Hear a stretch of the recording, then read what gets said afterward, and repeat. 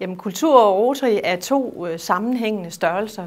Kultur er egentlig et latinsk ord, som betyder det dyrkede, og det er jo egentlig også det, vi gør i interaktionen mellem mennesker, hvor vi bare det at være sammen med andre mennesker, der skaber vi jo en kulturel sammenhæng.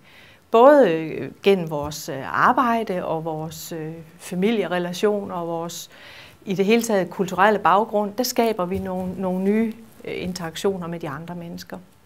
Så der er Rotary jo en rigtig god kulturel fællesnævner, fordi der netop er det internationale, og der er vores arbejde med udvekslingsstudenter, og altså i det hele taget, så mange paraplyer, der kan komme ind under kultur, er jo noget, der er guf for os at arbejde med i Rotary, når vi skal planlægge nye møder. I Rotary har vi rigtig mange udvalg, vi har nogle forskellige udvalg, og deriblandt er der et kulturudvalg, som har til opgave at planlægge 4 til 5 møder om året. Og jeg vil egentlig sige, desværre skal vi kun planlægge 4 til 5 møder, fordi der er jo så meget at tage fat på.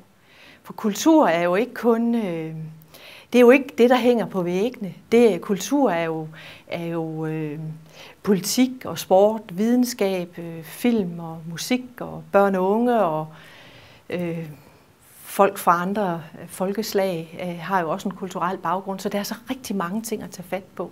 Så jeg kunne godt tænke mig, at vi måske havde endnu flere arrangementer, vi skulle arrangere. Kulturudvalget arbejder jo med nogle, måske nok lidt til den sjove side i forhold til så mange andre arrangementer. Vi har vores årlige sejltur, hvor de sejlende medlemmer i klubben lægger både til. Og der sejler vi ud til Paradisbugten eksempelvis og har piknikkurve med, og vi får måske en lille øl undervejs, og nogen synger, og nogen falder i vandet. Og sådan er der jo så mange måder at fornøje sig på. Og i efteråret har vi har vel 3 arrangementer i efteråret, og blandt andet har vi vores julearrangement, som tit og ofte er på Koldinghus. Det er en aften med ledsager, hvor der sådan er lidt hygge og lidt stemning.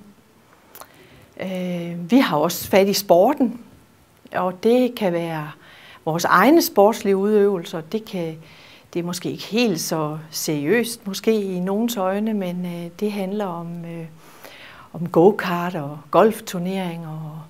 Men vi giver den da baghjul, og vi gør, hvad vi kan for at virke professionelle. Vi har haft teaterture. Mongo Park er jo et yndet emne at tage op i mange henseender. Både skal vi have Mongo Park, eller skal vi ikke derned og se noget? Og, vi har været i Operaen i København, og vi har været på en 2-3 dages tur til Hamburg, hvor der også var teaterture lagt ind. Så der er jo egentlig rigtig mange spændende områder at få ind under kulturudvalget. Ligesådan virksomhedskultur og et samarbejde med projektudvalget om integration er også et godt emne, så bestemt har kulturudvalget sin mission.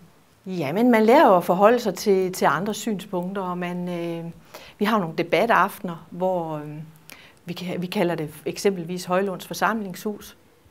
Og der løsner vi slipset, og så tager vi nogle politiske debatter eller personlige debatter. Jeg synes egentlig, folk er rigtig gode til at få manden bag ved slipset frem.